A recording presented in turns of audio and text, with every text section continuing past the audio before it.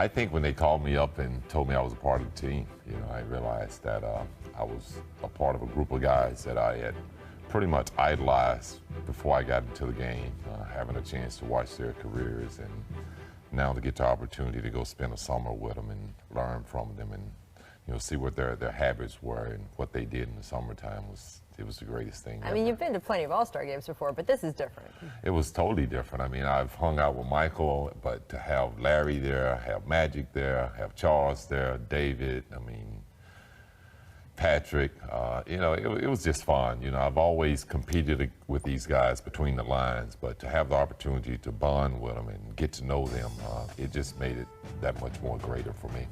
So my favorite Dream Team stories revolve all around Michael and Magic, because MJ loved torturing Magic. Never mind the white-blue game, that was one of them, but playing pool, all this. Could you just tell us a little bit about the back and forth between them? They were always competitive. I mean, and no matter what. I mean, and it didn't just stop when we left the court. I mean, we go to practice. They didn't want to play with each other. They always wanted to be on opposite teams. And then after we leave the court, it's into the card room, we started gambling and stuff like that. So it was just There's gambling in this establishment? No. I mean, we were playing with Monopoly money. Totally. It was Quarters. just, those two guys were the driving force really to keep our practice and everything going and just keep that camaraderie going, because they kept that competitive edge with that East and the West going at each other. And it just, it was great to see a lot of great superstars really put their egos aside and bring it all together. And, we didn't waste any time bonding. I mean, the group just really wanted to be together. They wanted to play together, and just amazingly, we came together so fast. So, Scottie, it was 25 years ago today, that game versus Croatia. Just because it was today, the famous shutdown. And I mean shutdown of your teammate, Tony Kukoc. Did he ever forgive you for what you and Michael did to him in that afternoon, that game in Barcelona? You know what?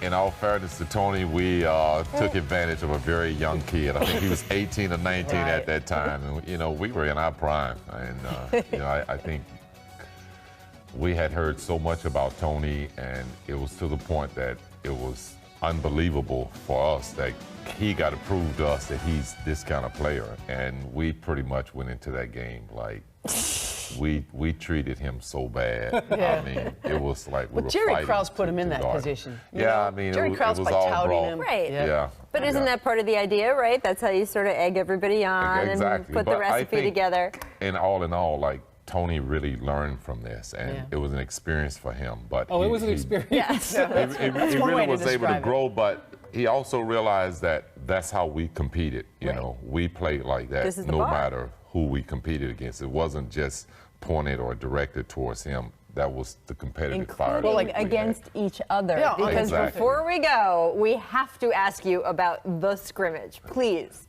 Please. Which scrimmage? Me okay. and MJ or the one that we got beat by those young kids? But our scrimmage is doing the Dream Team. The scrimmages against each other is I was always about. playing with Michael, and Magic was always against us. I mean, he always wanted to compete against Michael. I mean, that was their thing. It's like the two MJs was always going at it head to head. And even though Magic was an older player, he was still holding his own. And, Magic has never been a guy that's going to go point for point with you, but he's going to make sure that he executes something where his team is going to come out on top. Best trash talker on the team?